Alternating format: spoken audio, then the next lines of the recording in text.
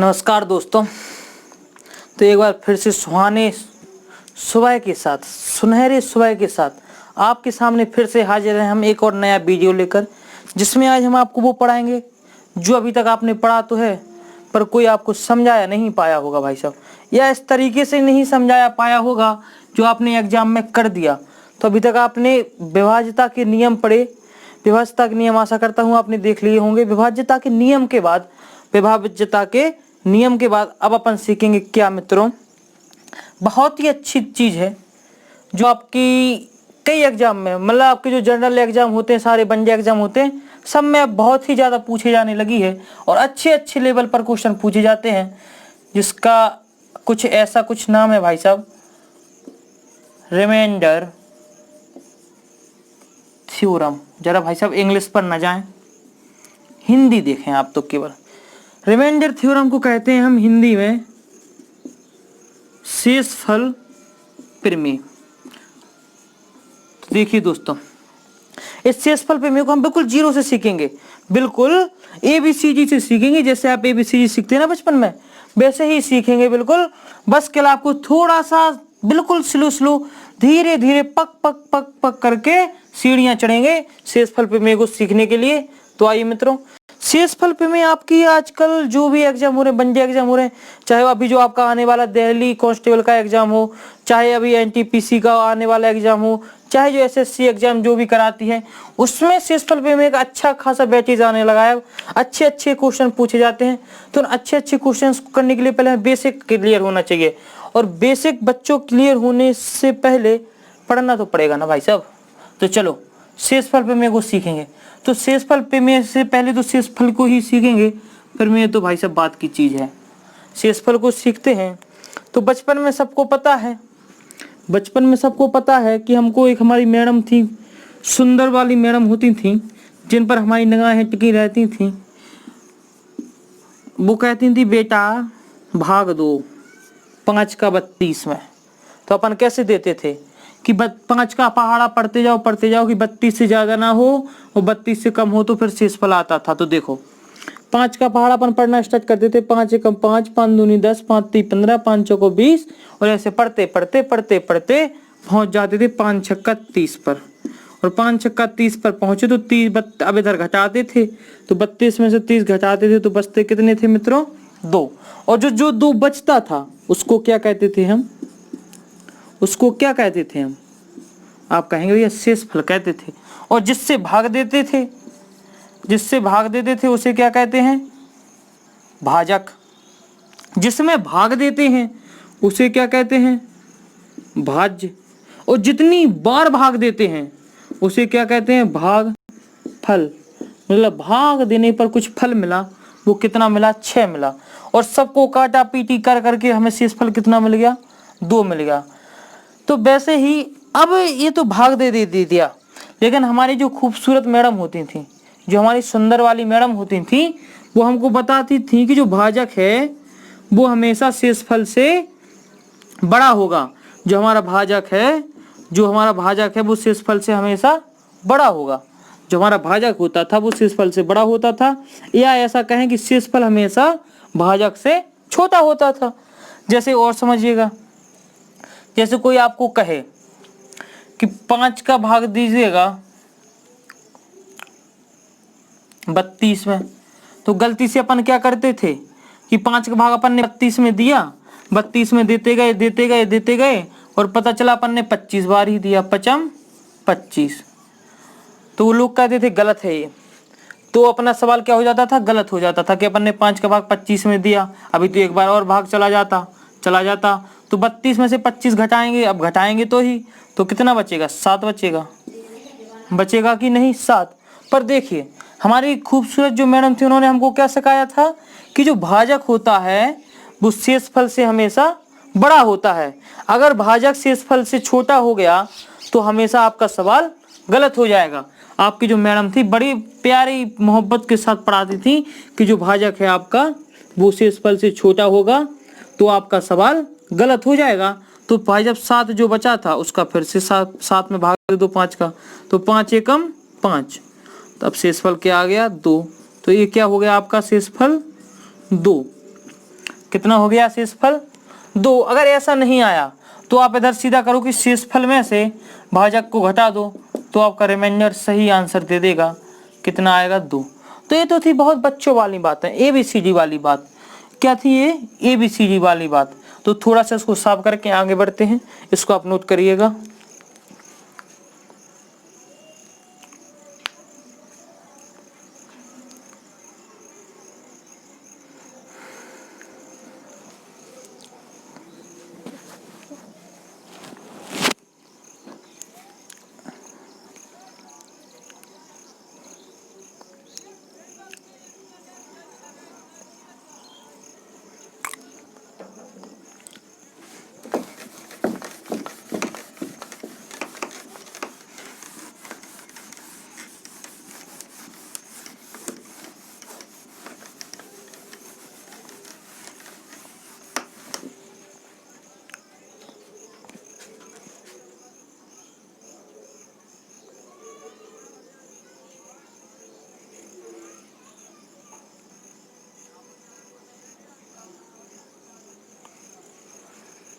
तो देखो बच्चों, आपने छोटे वाले भाग देना सीखे, अब थोड़ा सा अपन बड़े हो गए हैं तो कैसे देते हैं भाग, आइए समझ आते हैं कैसे दिया जाता है भाग।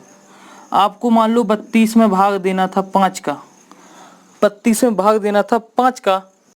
तो जब आप 32 में 5 का भाग देंगे तो आपके दो टाइप के रिमाइंडर आते हैं, एक तो प्लस वाला आता है, एक तो माइनस वाला आता है। एक तो प्लस वाला आता है, एक तो माइनस वाला आता है। तो प्लस वाला भी बताया था हमने, माइनस वाला भी बता दिया आपको कि कैसे करते हैं। तो अगर 5 का भाग दो कि 32 से कोई ऐसी संख्या सोचो, 32 से छोटी कोई ऐसी संख्या सोचो कि जिसमें 5 का पूरा पूरा भाग चला जाए। तो 32 से ऐसी कौन सी संख्या छोटी है जिसमें 5 से भाग जाता है? 30 है। तो 5 6 का 30, तो बचेगा कितना रिमाइंडर? 2। कितने? प्लस का 2। पर अगर हमने ज्यादा पढ़ दिया, 5 6 का 30 ना पढ़ के हमने 5 7 35 पढ़ दिया, तो 35 से कितना ज्यादा हो गया, या 35 से 32 कितना कम हो गया? -3। अगर ज्यादा हो गया तो माइनस लगाते हैं, अगर कम से करते हैं तो प्लस लगाते हैं। तो आप जरा गौर कर रहे होंगे। इसी प्रकार अगर हम 42 में 8 का भाग दें तो देखिए रिमाइंडर के आपके दो टाइप के आएंगे, एक तो प्लस में आएगा और एक माइनस में आएगा। 8 पन 40, 42 से छोटी संख्या सोचनी है, इससे 8 में पूरा पूरा भाग चला जाए तो 8 पन 40। अगर 40 तक पहुंच गए तो बचा कितना? प्लस का 2। अब 8 6 48 पर पहुंच गए भैया। कितने पर पहुंच गए? 8 6 48। क्यों? 8 पन 40 और 8 6 48। 42 से ज्यादा कितना हो गया? 48। तो 6 ज्यादा हो गया। कितना ज्यादा हो गया? 6 ज्यादा हो गया। तो आपने जरा गौर फरमाया होगा कि इन दोनों संख्याओं का योग नीचे वाली संख्या के बराबर होता है। इन दोनों संख्याओं का योग 5 के बराबर होगा। इन दोनों प्लस माइनस को भूल जाइए अभी। इन दोनों संख्याओं का योग, अगर इन दोनों को जोड़ेंगे तो नीचे वाली संख्या के बराबर आएगा। तो समझिए कि अगर कोई आपको ऐसा एक सवाल दे दे, उसने सवाल दिया कि 42 भागे मान लो 8 है, और उसने कहा कि एक प्लस वाला आपका रिमाइंडर 2 है, तो बताइए माइनस वाला रिमाइंडर कितना आएगा। या प्लस वाला उसने कहा कि रिमाइंडर आपका 2 आया, तो दूसरा रिमाइंडर बताइए कितना आएगा। तो आपको पता है कि इन दोनों संख्याओं का योग नीचे के बराबर होता है। तो अगर प्लस वाला 2 है तो जो माइनस में आएगा वो कितना होगा? 6 होगा। क्योंकि इनका योग ही तो नीचे वाली संख्या के बराबर होता है। तो इतनी बात आपको समझ में आती होगी, तो इसको नोट करिएगा। मिलते हैं 1 सेकंड के बाद।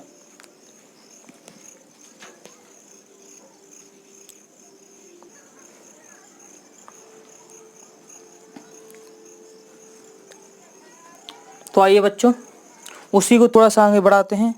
अगर हम कह दें कि कोई आपका n नंबर है और इसमें आपने 8 से भाग दिया और आपका एक रिमाइंडर आया -4, एक रिमाइंडर कितना आया? -4। तो आपसे वो पूछेगा कि बताइए दूसरा रिमाइंडर क्या होगा। तो आप कैसे बताएंगे? आपको पता है कि इन दोनों संख्याओं का योग नीचे वाले के बराबर होता है। अगर एक माइनस में 4 आ गया तो दूसरा 4 ही आएगा, लेकिन प्लस में आएगा। वैसे अगर कोई नंबर है n, उसमें आपने 7 से भाग दिया और आपका प्लस वाला रिमाइंडर अगर 3 आ गया, तो उसने पूछा माइनस वाला रिमाइंडर बताइए कितना होगा। तो आप कैसे बताएंगे? आपको पता है कि इन दोनों का योग कितना? इन दोनों का योग नीचे वाली संख्या के बराबर होता है। तो एक अगर 3 है तो दूसरा -4 होगा। वैसे ही अगर आप बात करें 5 में भाग दीजिए आप 12 का, कितने में 12 का, तो आप देंगे भाई साहब 12 का भाग बच्चों की तरह। तो 12 का पहाड़ा ऐसा पढ़ो कि 5 से ज़्यादा ना हो जाए और 5 से कम ना हो। मतलब तो भाई साहब इधर तो कुछ गड़बड़ है, ना तो बहुत ज़्यादा हो रहा है ना तो बहुत कम हो रहा है। तो एक ऐसी ही संख्या है 0, 0 का भाग देंगे तो घटाएंगे तो कितना आएगा शेषफल मित्रों 5। कितना आएगा मित्रों शेषफल 5। तो आप बात समझने का प्रयत्न करिएगा कि जब भी नीचे वाली संख्या बड़ी हो, नीचे वाली संख्या बड़ी हो और जो जिसमें भाग देते हैं वो संख्या छोटी है तो शेषफल वही आता है जो वह संख्या होती है। तो शेषफल वही आता है जो संख्या होती है। वैसे अगर हम बात करें 3 में भाग दीजिएगा 5 का, तो आप क्या कहेंगे, 5 का भाग दीजिएगा 3 में तो 0 बार जाएगा और 0 आएगा तो शेषफल क्या आएगा घटाने पर 3, तो आप कहेंगे 3 रिमाइंडर आया। वैसे ही अगर हम कहें आप भाग दीजिए 12 में 13 का, तो रिमाइंडर कितना आएगा मित्रों, आप कहेंगे 12 आएगा। कितना आएगा मित्रों 12 आएगा। और अगर आप कहेंगे प्लस का 12 अगर एक रिमाइंडर आया तो दूसरा बताइए क्या आएगा। आपको पता है इन दोनों का योग इसके बराबर होगा तो दूसरा रिमाइंडर -1 होगा। इसी प्रकार अगर बात करें कि अगर इसका एक रिमाइंडर कितना आ रहा है भाई साहब, पता नहीं कितना आ रहा है, तो छोड़ो भाई साहब आप कर सकते हैं। आप इतने समझदार हो गए कि छोटे छोटे सवालों को कर पाएंगे। तो आगे बढ़ते हैं। अगर जैसे आपको कोई कह दे, कोई क्या कह दे, आगे बढ़ते हैं, छोटा सा सवाल लेते हैं, मिलते हैं 1 सेकंड के बाद।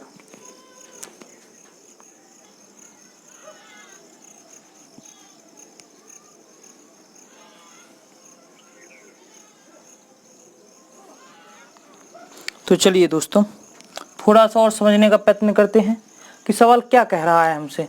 अभी तो थे प्लस में, अगर हम कहें -32 में भाग दीजिएगा 5 का, -32 में भाग दो 5 का, तो कैसे दोगे, तो 1 मिनट के लिए माइनस को ढक लो, 1 मिनट के लिए माइनस को ढक लो और भाग दो, तो आपका एक रिमाइंडर क्या आएगा प्लस का 2 और एक रिमाइंडर क्या आएगा माइनस का 3। आपको मैं बता चुका हूँ कैसे आएगा। तो देखिए मित्रों, अगर आपको प्लस वाले से रिमाइंडर निकालना है, अगर आपको प्लस वाले से रिमाइंडर निकालना है तो प्लस का माइनस में गुणा होगा तो कितना आएगा रिमाइंडर -2। कितना आएगा मित्रों -2। पर -2 रिमाइंडर थोड़ी ना होगा, शेषफल माइनस में थोड़ी ना होगा, तो इसमें से इसे घटा दो। तो कुछ नहीं करना, आपको घटा देना है 5 में से 2, तो कितना आ जाएगा आपका आंसर 3 आ जाएगा। उसी प्रकार अगर आपको माइनस में निकालना है, अगर रिमाइंडर आपको माइनस में निकालना है तो माइनस का माइनस में गुणा करोगे तो कितना आएगा 3, तो आपका आंसर ही हो जाएगा सीधा सीधा -3। उसी प्रकार थोड़ा सा सवालों पे बढ़ते हैं और किस टाइप के सवाल पूछे जाते हैं, बहुत ही लो लेवल का सवाल लेते हैं। अगर सवाल दिया गया 32 + 42 बटे 5 से भाग दो, इस एक्सप्रेशन में 5 से भाग दो, ये कोई सवाल है, इसमें आपको 5 से भाग देना है और उसने पूछा कि शेषफल बताइए कितना आएगा। तो एक तो तरीका है कि इनको जोड़ लो और 5 से भाग दे दो, लेकिन ये तो छोटी छोटी संख्या है तो आपको ज़्यादा दिक्कत नहीं पड़ेगी। जब बड़े बड़े एक्सप्रेशन, बड़े बड़े समीकरण आएंगे, जब आपको पता चलेगा कि शेषफल प्रमेय में क्या करते हैं। तो देखिए आप इनको अलग अलग कर लो, अलग अलग करने का मतलब अलग अलग भाग दो। तो 5 का पहले 32 में दोगे तो एक आएगा +2 रिमाइंडर और एक आएगा -3। अभी 5 का भाग 42 में दोगे तो 5 × 8 = 40, तो एक प्लस का 2 रिमाइंडर आया और एक माइनस का कितना आएगा 5 × 9 = 45, तो -3। तो आप किसी 2 को ले लो, चाहे आप माइनस माइनस वाले को ले लो, चाहे आप प्लस प्लस वाले को ले लो, चाहे आप माइनस प्लस प्लस माइनस, आप किसी को भी ले सकते हो। आप चाहे इसका एक ले लो, चाहे आप इसमें से कोई भी ले लो और इसमें से आप कोई सा भी एक ले लो, आपका आंसर हमेशा सेम ही आएगा। तो देखिए मित्रों, आप अगर आप प्लस प्लस वाले लोगे तो 2 दूनी, अब 2 प्लस में था, बीच में प्लस का निशान था, तो इन दोनों को जोड़ेंगे तो 2 2 4, तो प्लस में आया तो आपका रिमाइंडर क्या हो जाएगा 4 हो जाएगा। इसी प्रकार देखिए, अगर हम कहें आपको एक प्लस का एक माइनस का लेना है, एक प्लस का एक माइनस का लेना है, तो इन दोनों को जोड़ेंगे तो -2 और -3 कितना आएगा -1, लेकिन रिमाइंडर अपन को प्लस में चाहिए, तो पता है आपको 5 में से 1 घटा दो तो आपका रिमाइंडर क्या आ जाएगा 4। तो आप कहेंगे कि 32 प्लस 42 में आप भाग देंगे 5 का तो रिमाइंडर कितना आएगा, 4 आएगा। अगर आप कहेंगे कि माइनस माइनस वाले ले लो तो फिर थोड़ा आंसर जब आपके बदलेंगे, जब आप आंसर अलग अलग मान लेंगे तो अलग अलग आपके आंसर आएंगे। तो ये नोट कर लीजिएगा। मिलते हैं थोड़े से अगले सवाल में।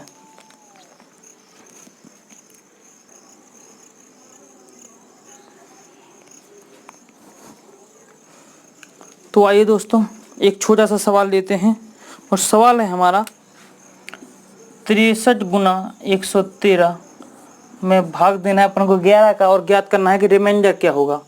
तो अब देखिए कुछ नहीं करना, जैसे प्लस में किया था वैसे ही इधर करो। तो देखिए अगर आप 63 में 11 का भाग देंगे तो 63 से आपको एक ऐसी संख्या छोटी सोचनी है कि जिसमें 11 का भाग चला जाए तो 11 63 से छोटी 55 है कि नहीं। अगर आप 55 में भाग देंगे तो रिमाइंडर कितना आएगा, 8 आएगा प्लस का। लेकिन अगर आपको देखो आप जितना रिमाइंडर में छोटी संख्या लेंगे आपको कैलकुलेशन करने में उतना ही सरल पड़ेगा, चाहे वो प्लस की हो चाहे माइनस की, उससे फर्क नहीं पड़ेगा, वो आपका कैलकुलेशन में प्लस माइनस हट जाता है। तो देखिए 11 63 से ज़्यादा ऐसी कौन सी संख्या है, 66। तो कितना ज़्यादा हो गया, 3।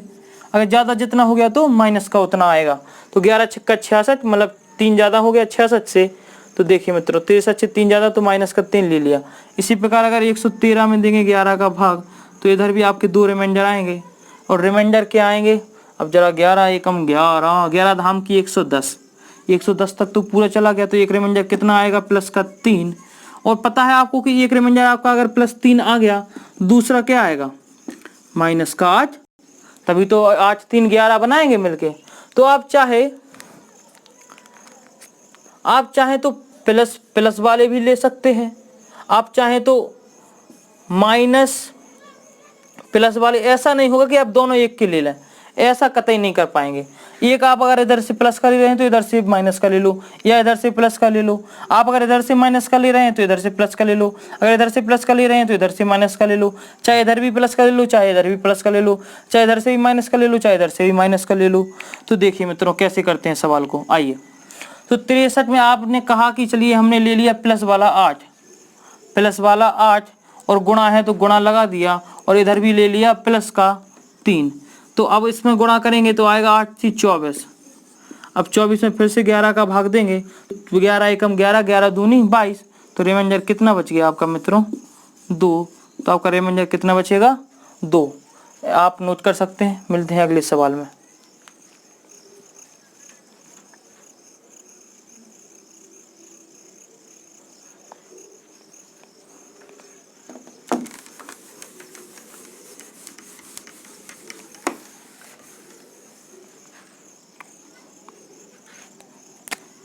तो आइए दोस्तों, अभी आपने किसको लिया था, प्लस प्लस के लिए थे। अभी आपने दोनों में प्लस प्लस के लिए थे। अब अपन माइनस और प्लस का लेते हैं, एक बार इससे माइनस का एक बार इससे प्लस का लेकर देखते हैं। तो आप माइनस का 3 गुणा प्लस का 3 लेंगे तो आइए दोस्तों क्या फर्क पड़ेगा वो देखते हैं। तो देखिए 3 × 9, माइनस का 9 आएगा तो कोई दिक्कत वाली बात नहीं है। पर बटे में भाग का देना है 11 का।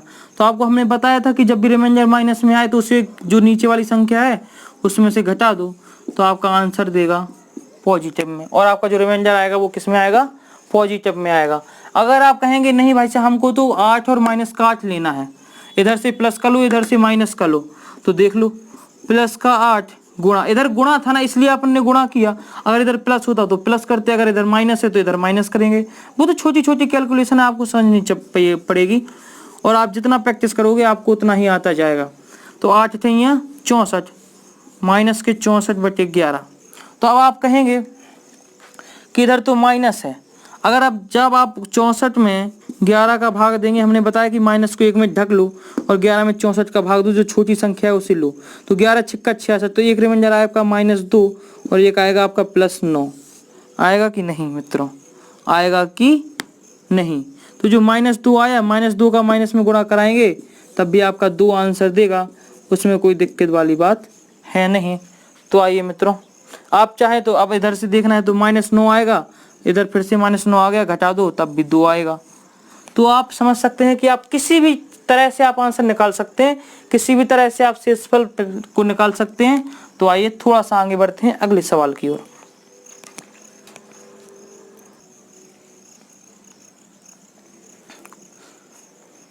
तो आइए मित्रों, मेरे प्यारे बच्चों, एक सवाल को और देखते हैं। अब थोड़ा सा लेवल बढ़ाते हैं, तो 1456 गुणा 1461 गुणा 1457 गुणा 141 बटे भाग कितने से देना है मित्रों? 14 से। इस पूरे समीकरण में 14 से भाग देना है और उसने बोला है कि शेषफल बताइए, शेषफल आपको बताना है। तो भैया शेषफल कैसे बताएंगे? तो लल्लन टॉप भाई साहब जरा शेषफल बता दो हमको। तो देखिए मित्रों, आइए सवाल को थोड़ा सा करने की कोशिश करते हैं। तो अपन सबसे पहले 1456 में भाग देकर देखते हैं। तो 1456 में से अगर 1456 में से अगर अपन 56 को अलग कर दें, अगर आप 56 को अलग कर देंगे तो आप पाएंगे कि 1400 आ गया। कितना हो गया? 1400। और आपको पता है कि 1400 में 14 से पूरा पूरा भाग चला जाता है, शेषफल 0 आता है। 14 में 1400 में 14 से पूरा पूरा भाग चला जाएगा तो शेषफल कितना आएगा? 0 आएगा। तो 1400 तो पूरा कट जाएगा, लेकिन 1400 के साथ जो 56 है, 1400 के साथ जो 56 है, इसमें भी तो भाग देके देखना है 14 से जाएगा कि नहीं। क्यों? क्योंकि आपका 14 का भाग 1400 तक तो पूरा पूरा जाएगा, 1400 तक तो पूरा पूरा जाएगा, पर 56 में भी तो जाके देखना चाहिए। तो 14 चौको 56। तो आप पाएंगे कि इस पूरे में 14 से भाग देने पर शेषफल कितना आएगा? 0 आएगा। और आपको पता है कि सारी जगह गुणा हैं, सारी जगह गुणा हैं, मतलब तो आप किसी इधर जितना भी शेषफल आए पता नहीं, इधर कितना शेषफल आएगा पता नहीं, इधर कितना आएगा पता नहीं, लेकिन जितना भी आएगा 0 का उसमें गुणा होगा तो क्या आएगा? 0 ही आएगा। और अगर 0 आएगा तो आप पाएंगे 0/14, तो आपका रिमाइंडर कितना आएगा? आप कहेंगे 0 आएगा, जो कि आपका सही आंसर होगा। तो इसी टाइप का एक और सवाल करते हैं जिससे आपको आगे समझ में आएगा। तो इसको हम साफ करेंगे, आप वीडियो को रोकें, इस सवाल को नोट करें। ये बड़े बड़े सवाल 1-1 सेकंड के हैं जो बच्चों को केवल घुमाने के लिए दिए जाते हैं कि बच्चा थोड़ा एफर्ट लगाए, बच्चा थोड़ा कोशिश करे, बच्चा थोड़ी सी मेहनत करे, बच्चा थोड़ा सा सोचे। जब भाई साहब उसे बढ़ती दे रहे हैं तो थोड़ा सोचवा तो लेंगे। आइए तो अगला सवाल देखते हैं। इसी टाइप का थोड़ा सा और सवाल लेते हैं। 1457 गुणा 1400 कितना दिया गया है भैया? 43 और गुणा 141 और भाग देना है 14 से। अब थोड़ा सा समझने का प्रयत्न करिएगा और बताइएगा कि शेषफल क्या आएगा। वीडियो को रोकिएगा, अगर आपको आंसर पहले आ गया तो आप कमेंट में जरूर बताइएगा, हम आपके लिए ताली बजाएंगे।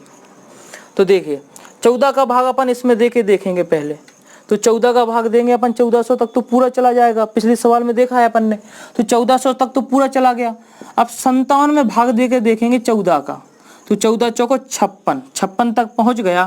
तो रिमाइंडर कितना आया? प्लस का 1। तो 1 कितना क्या आया? आपका रिमाइंडर आया गुणा 1400 में तो पूरा चला जाएगा 14 का, लेकिन 42 तक जाता है, 14×42। तो इधर कितना आएगा रिमाइंडर? प्लस का 1। और 14 का भाग जाता है 140 तक पूरा पूरा, तो 1 बचेगा इधर रिमाइंडर।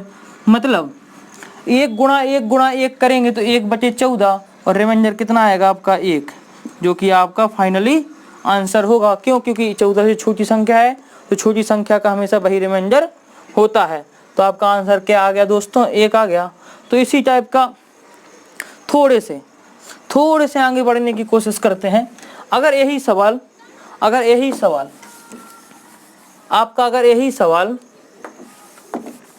अगर मैं कहूँ बस भाई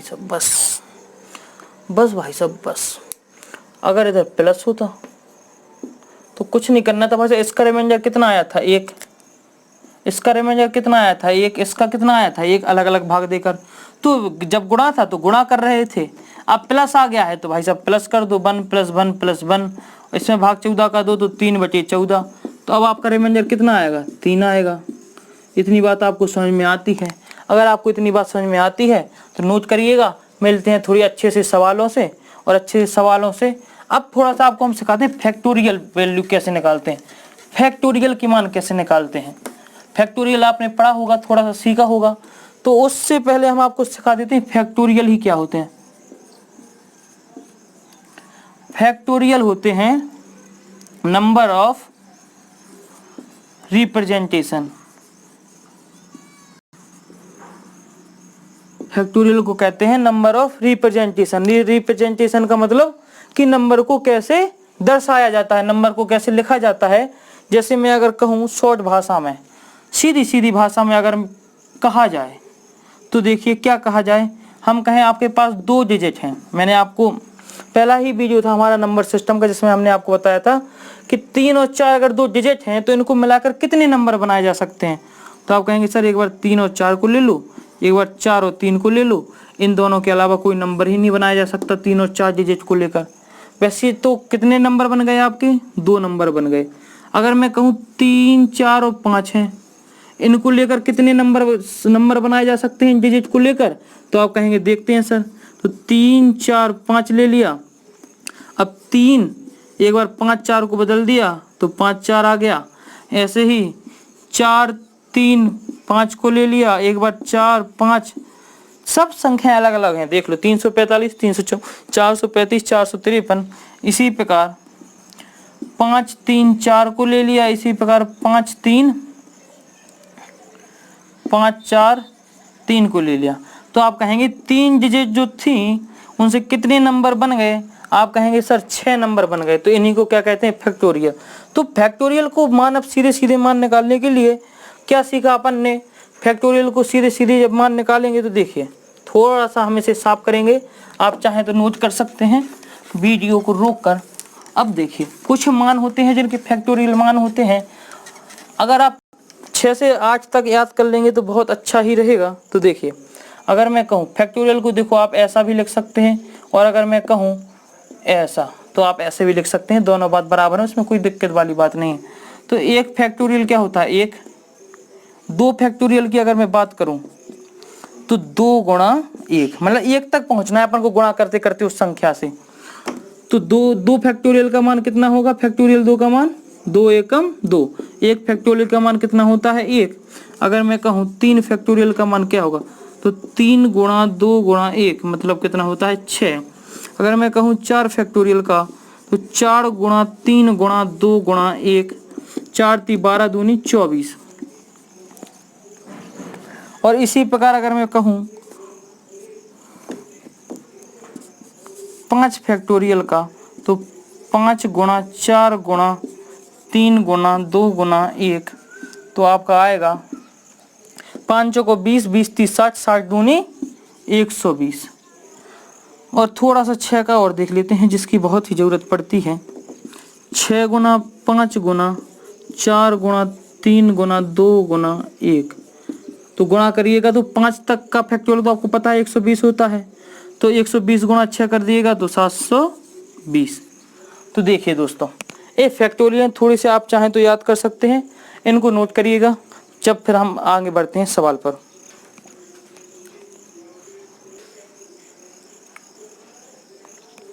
तो आइए दोस्तों देखते हैं कि फैक्टोरियल के जो सवाल होते हैं उन पर किस तरह के सवाल बनते हैं। तो सवाल अगर वो कह दे कि 1 factorial plus 2 factorial plus 3 factorial plus 4 factorial plus 5 factorial plus 6 factorial dot dot dot dot dot 100 factorial है। कितना है, 100 फैक्टोरियल है। और उसमें भाग देना है सर आपको 10 से। किससे भाग देना है, 10 से। तो इनका शेषफल बताइए कितना आएगा। तो देखिए थोड़े से अगर ज्ञान लगाएंगे तो 1 का फैक्टोरियल होता है 1। अगर 10 का भाग 1 में देंगे तो पता है आपको शेषफल कितना आएगा, 1 आएगा। प्लस का चिन्ह है।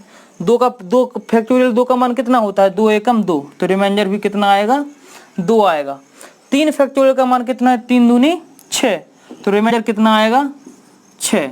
अब 4 का बताइए, 4 × 12, 12 दूनी 24, 24, तो 10 का भाग देंगे 24 में तो कितनी बार जाएगा, 10 × 30, 10 दूनी 20, तो रिमाइंडर कितना आएगा, 4। अब ऐसे ही अगर बात करें 5 की, अगर आप बात करें 5 की, तो अगर आप 5 को जरा गौर फरमाएंगे तो 5 को लिख सकते हैं 5 गुणा 3 गुणा 2 गुणा 1 लिख सकते हैं कि नहीं। तो इसका मान अगर इसमें आप भाग देंगे तो आप जरा पाएंगे कि 5 गुणा 2 होता है 10, मतलब 5 दूनी 10 और 10 से 10 कट गया। तो आप एक बात समझने का कोशिश करिएगा, जहाँ पे भी नीचे वाली संख्या कट जाए, जहाँ पे भी नीचे वाली संख्या कट जाए वहाँ से शेषफल 0 आना स्टार्ट कर देता है। क्यों? क्योंकि 5 दूनी 10 में 10 का भाग देंगे तो शेषफल क्या आएगा? 0 आएगा। अगर 0 आएगा तो 0 में किसी का भी गुणा कर दो आप, मान लो इसका 0 आता है और आप 3 का गुणा करेंगे तब भी 0 आएगा, तो शेषफल क्या आएगा आपका? 0। और अगर फैक्टोरियल वाले सवालों में एक बार 0 आ गया तो आपका वो 0 आता चला जाता है एंड तक, चाहे वो कितनी लंबी संख्या दी गई हो। तो आप देखिएगा आपको कितने सवाल उठाने के लिए, 2 1 3, तो रिमाइंडर 1 + 2 + 6 + 4, इसमें भाग देना है 10 का।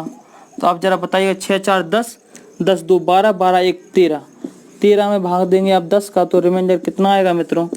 3, जो कि आपका आंसर होगा। नोट करिएगा। मिलते हैं अगले सवाल में।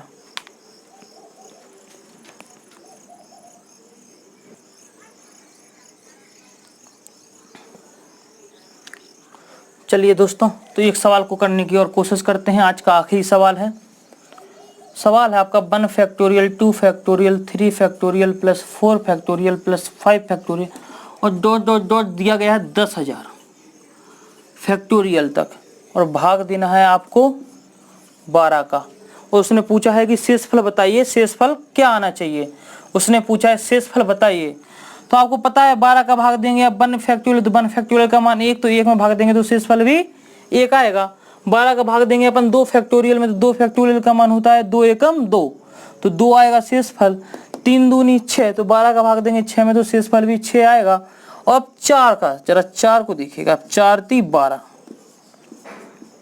अब जरा देखिएगा 4 × 3 = 12, तो 12 से 12 एक कट जाएगा तो शेषफल 0 आ जाएगा। और मैंने आपको बताया कि एक बार अगर शेषफल 0 आ गया तो पूरी श्रेणी में 0 आता चला जाता है, उसके बाद के अपन को मतलब ही नहीं है, कुछ लेना ही नहीं है। तो 6 + 2 + 1 / 12, तो 6 2 8 1 9 और 9 / 12, तो आपका आंसर कितना आ जाएगा? 9 प्लस में है इसलिए 9 आपका आंसर आ जाएगा। तो देखिए मित्रों, ये थे आपकी बेसिक रिमाइंडर थ्योरम। अब कल जो अपन सवाल करेंगे थोड़े इससे अच्छे सवाल करेंगे, अच्छे लेवल के सवाल करेंगे, आगे अगले लेवल पर बढ़ेंगे। थोड़ी सी बेसिक थी जिससे आपको समझने में दिक्कत ना हो। आपको रिमाइंडर थ्योरम जिसने आज तक बिल्कुल नहीं पढ़ी वो पढ़े तो आपको बिल्कुल एक बार में समझ में आ जाए। तो मिलते हैं कल की वीडियो में, कल का इंतजार कीजिएगा। मिलते हैं अगले क्लास में। Tata bye bye.